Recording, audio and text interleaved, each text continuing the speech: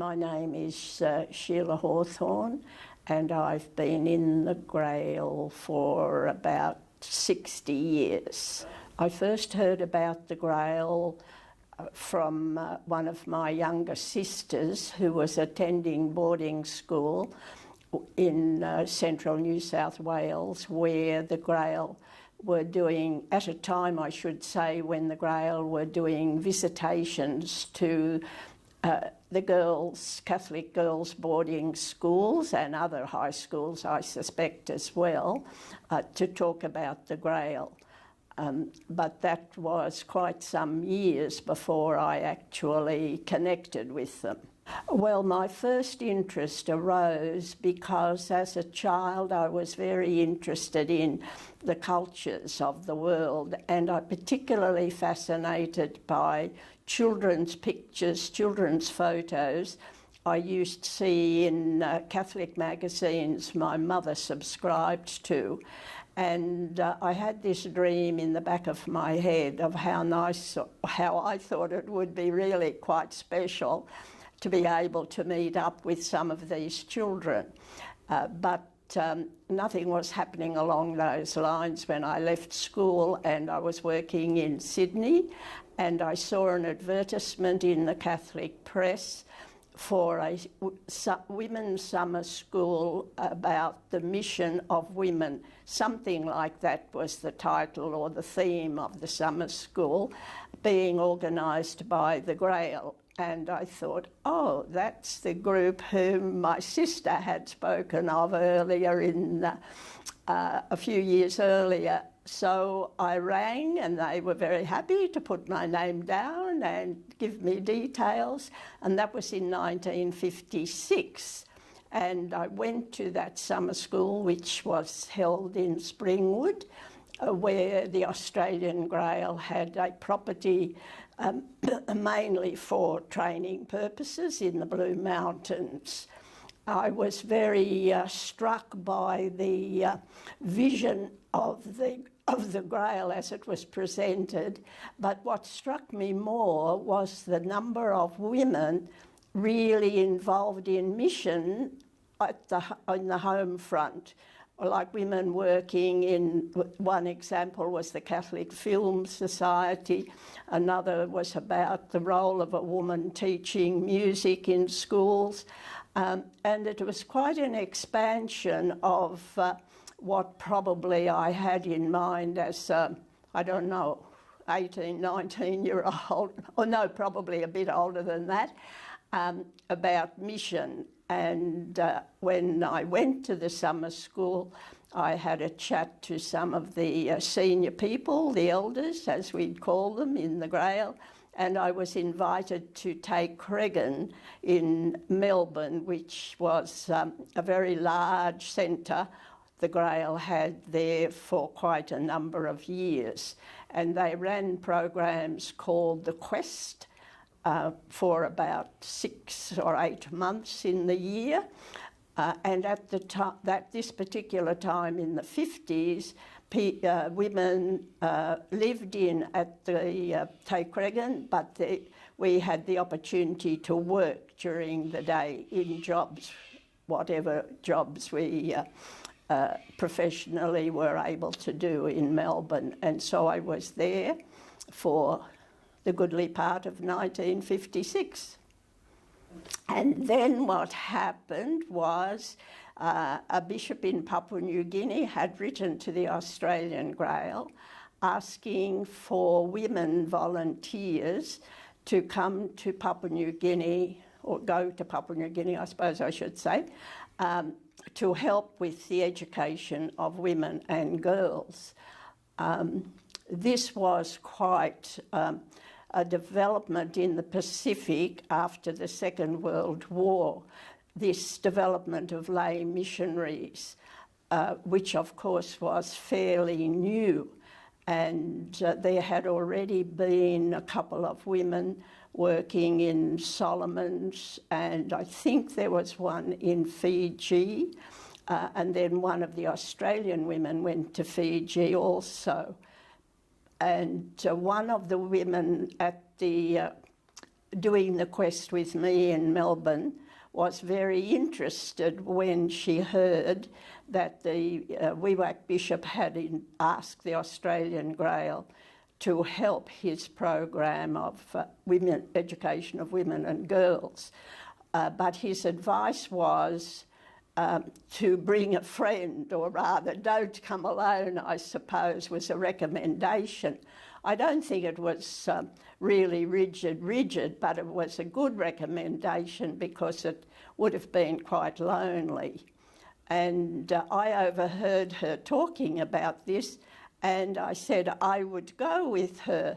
At first, I don't think she took me seriously. I think she thought I might have been joking. However, I did go with her, and in May 1957, I left with Pat, left Australia to go to Papua New Guinea. I found a very hot, sticky climate. I found a very, very welcoming bishop and a number of missionary priests and sisters, mainly from Europe, Holland, Germany. They were part of the Sisters of Servants of the Holy Spirit, which was which is probably the female counterpart of the Society of the Divine Word, which had been founded in Europe. And was the Society of the Divine Word that was who were responsible for about, I think, 4 vicariates at that time in PNG. They later, of course, became dioceses, but at that particular point in history, they were vicariates. And I found all these young women who had been admitted to a religious congregation which this particular bishop had set up, and I found that bishop desperate to get people, especially women, to help the professional training of these women who were already in the religious order known as the Sisters of the Rosary.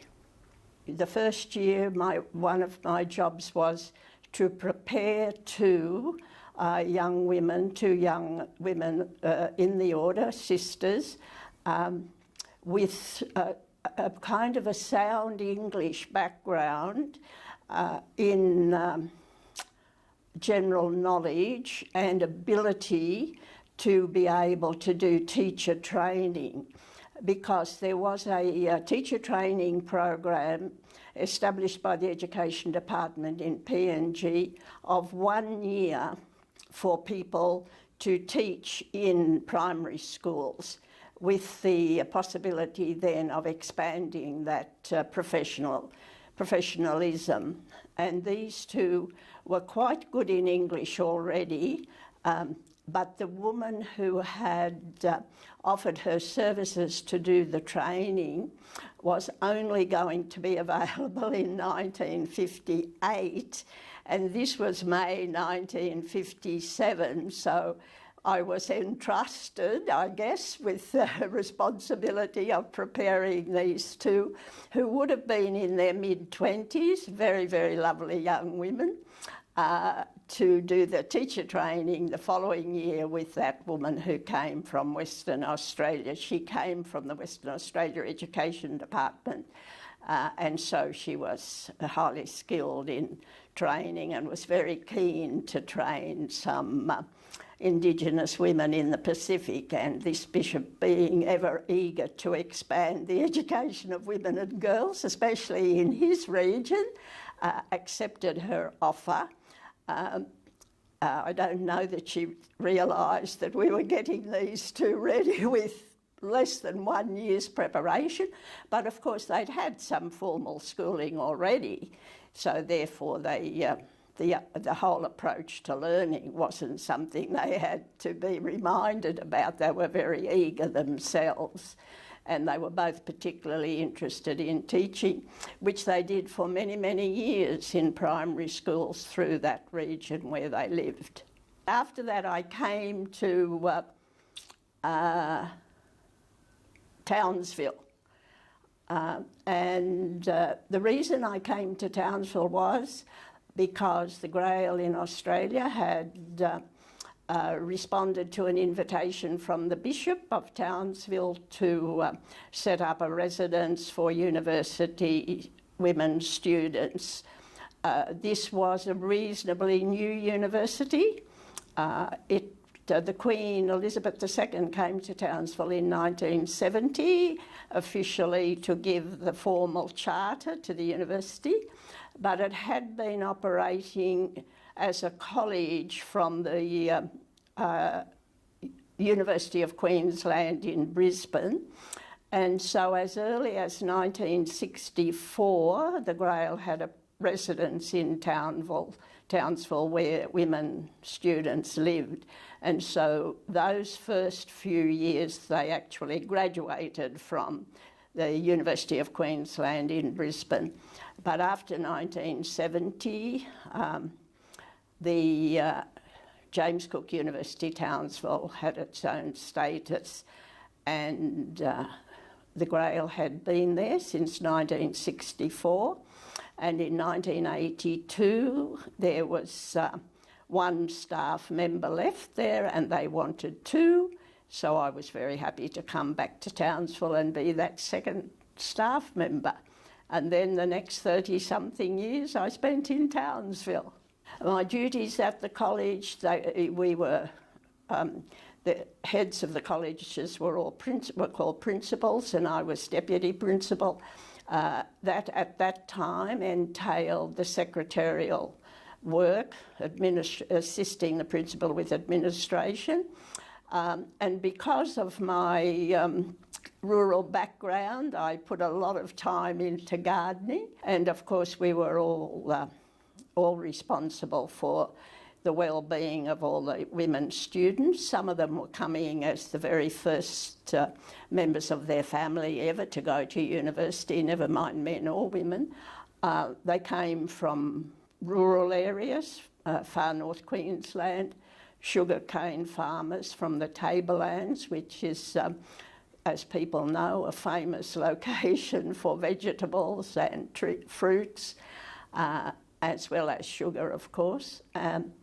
So there was a lot of pastoral work involved. As someone once said when asked to describe the role of the principal and deputy principal at the college, was a 24-hour takeaway because there was always someone needing something.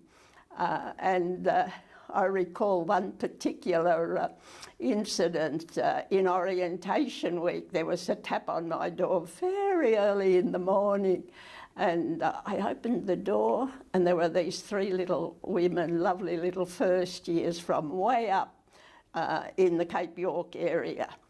And they'd all gone to the same high school, so they were friends. They'd all been offered places in James Cook, and I think, if I remember rightly, all doing different courses. But anyway, they said to me, "Sheila, can you show us how to use the washing machine? We've never used a washing machine."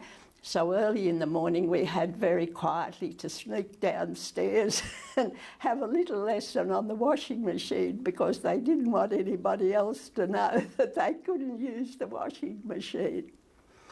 I suppose in a nutshell I would say the expansion of general knowledge and the awareness of the world. I think there were a couple of elements that were attractive. One, of course, was that it was a women's movement. The other was its internationality. But I suppose as time went on, what I realised and what I cherished a lot was the fact that lay women, the really significant place of lay women in the church. And I guess that was the big thing, that this movement was one that accepted the lay women into it, but that they nurtured and developed in us, I think, this strong conviction of what the church as Vatican II Council said, the people of God, and all the people are the same in that scenario or in that description. And I think the way the Grail, and that appealed to me deeply, and the fact that in spite of all sorts of not hazards, but ups and downs, that conviction remains strong, and obviously it's touched the hearts and minds and lives of people, I think in what somebody said the other day, 20 countries in the world.